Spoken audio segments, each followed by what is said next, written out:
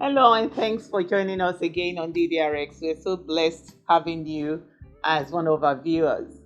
Today, we want to give a prescription on don't fault find. In Mark 7, verse 2, the word of God says, "Now, when they saw some of his disciples eat bread with defiled, that is, with unwashed hands, they found fault." Wow. Which means they've been watching them. They've been waiting, for them to make mistakes. A little error, Yeah, to fall to into make error. mistakes, yeah. And there are people like that. Just want to fault find. Watch out. Yes, there are those whose desire is to ensure that they find you at the wrong place at the wrong time, or they find something that they can lay hold onto you as something you've done wrong. That is, some people can be very legalistic sometimes, Yeah. and I think this was a situation like that.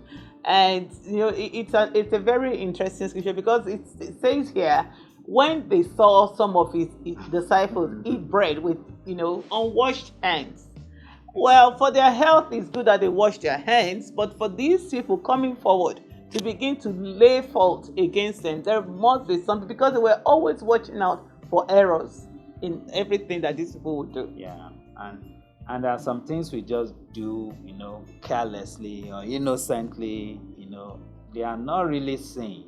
But we have some people who are out there who are just ready, to find fault with what you do. Yeah. Not just what you do, even what you say. Oh yeah, or how you look. How you look. Yes. So rather than fault find, why don't you be an helper of destiny to somebody? If they caution them, oh, you're not allowed to do that, you shouldn't be doing that. That would go a long way, because showing kindness goes a very long way.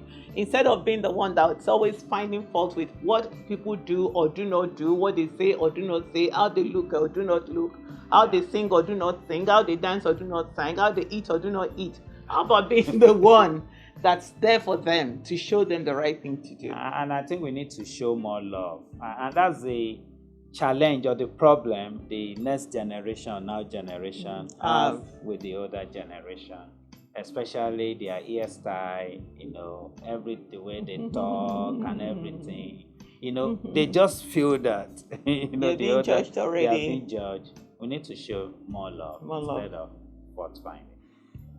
Thanks again for being a part of the DDRx. We trust the Lord that you have been blessed, and we hope to connect with you soon.